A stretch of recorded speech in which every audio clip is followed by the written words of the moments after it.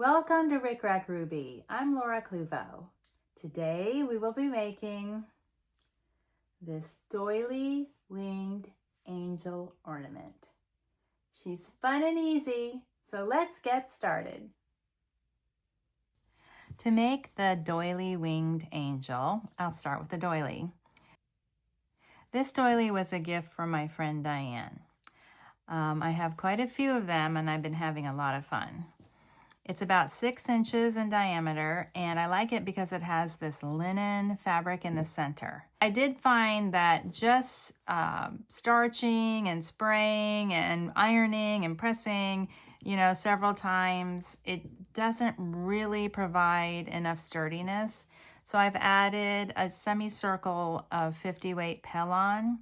I tried using felt. The felt was too thick, and I find that this is just right. So, of course, you will have to size your circle of Pellon to whatever your doily is. But for my 6-inch doily, I used a 4-inch circle and cut it in half. Now I'm going to pin it and then gather it up the center so that it sort of pleats like this and looks more like wings instead of just the semicircle.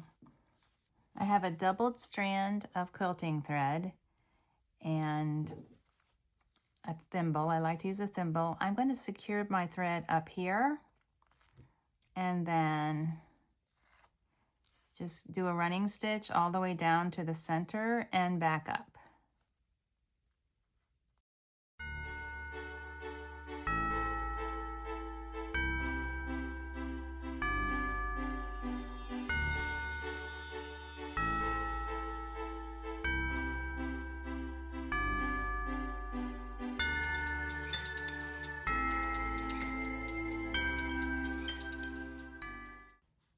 There we go, that looks pretty good. And now I'm going to secure my thread. Here's how it looks, and I'm gonna add a little dot of hot glue in here at each one of these little circles just to keep the layers together. You can examine your doily to discover whether or not you'll need to do that. I just like the 2 layers to be kind of stuck together. Okay, now we can go pretty fast. I think next is her face. This is a split egg. I've already added the Rick Rack Ruby face, and you can find the instructions for the Rick Rack Ruby face in my Focus on Faces video. So I'll apply some hot glue to the bottom half, like right here, like this. And then I'm gonna press it right here, so that just about maybe like 1/3 of the egg is extended above the wings. There's the glue. And there we go. That looks good. Then before I go any further, I'm going to add a hanging loop. I have my metallic gold and white baker's twine on a needle that accommodates it easily, and I'm just going to stitch through maybe right here, something like this. I mean, there's no real formula to it. You can figure out where to sew. Just sew somewhere that's secure, and you can even glue it to the back of her head. I just feel like sewing is always more secure. And you can also turn the knot so the knot's down here, but I think it's fine like this. Okay, now for her, I'm gonna add hair and a halo, but I like to do the halo first. I cut this pink felt halo with my die cutting machine. I use this die right here. It's Spellbinders Nestabilities Lacy Circles. And this one is about 2 inches across. I only use 100% wool felt in my projects. It's just this pretty pink color, and this is from Weir Crafts, W-E-I-R. I want the hanging loop to be sort of coming out of the top behind the head, and then I want this to be glued to the back. so that it kind of covers up all of this thread here, but still shows above her head. So I'm going to add the glue to the back of the head, not to the halo.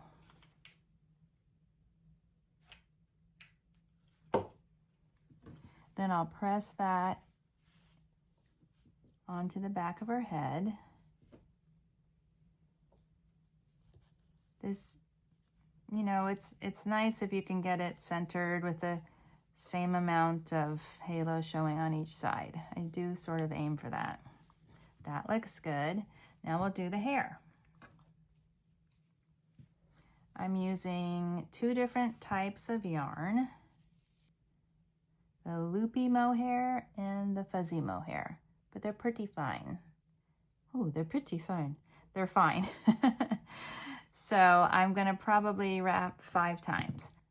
Now I want this to be a large bundle, so I'm gonna spread my fingers apart as far as I can like this, and then wrap 1 and 2 and 3 and 4 and 5, and I'm going to cross this over, making the X here, and then pull this all the way around in a circle, pick up the first half and tie it off in the center. And I do have a tutorial for this technique. It's called Ruby's hair technique. So if you want a little bit more instruction on this, you can look for Ruby's hair technique. I'm going to cut this off. Don't cut it too short. I've cut it so short and then I lost the whole knot in the center. Okay, let's see. I'm going to press the center here to the front. See how her forehead goes way up like that into a point? Now I don't want to set it way up on the point. I'm going to set it on the front of her forehead and glue it securely right there. So there's the glue. And I'm pressing that, make sure it holds. And then I'm going to twist this back and glue that to the side of her head on both sides like that. There's a little bit of glue on the side there, and I'm going to twist and press it into the side. And then that looks good. And then the same thing over here. Twist and press into the glue. That looks good. Great. Let's see. Okay, that looks really good. Okay, now for the halo. I have about 2 inches, not even 2 inches, maybe 1.75 inches of 20 gauge gold wire. This is just wire from the craft store like this. And I'm going to wrap it around my thimble so that I get a nice rounded shape. Like this, makes a U. Then I'll add some glue here and here and press that into her hair like that. There we go, 1, 2, 1, 2. That's nice and secure, great. We're practically done. Now to finish, you know, we have a lot of options. I have these satin bows. I have these pink velvet bows. These are all La Petites from the Paper Studio. I have little flowers and buttons, appliques. There's all kinds of things you could use. But for this project, I'm going to do this little pink velvet bow right here.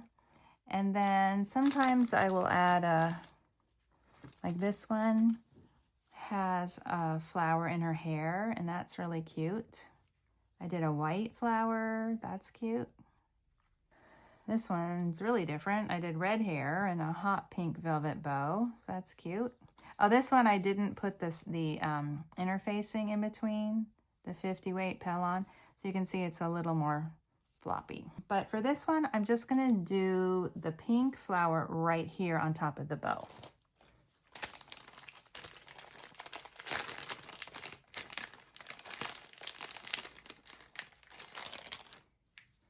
I usually like, you know, asymmetry, like putting the flower here. But since it was pink, it just, I don't know. I think it's just better to keep it pink in a line.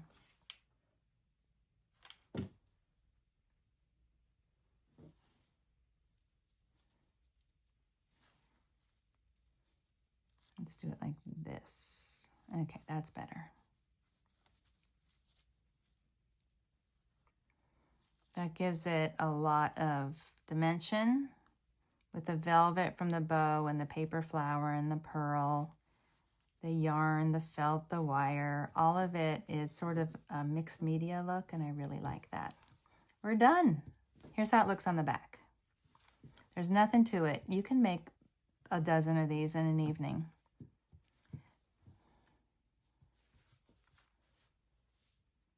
Thank you for watching my tutorial. If you're enjoying my videos, please like, share, and subscribe.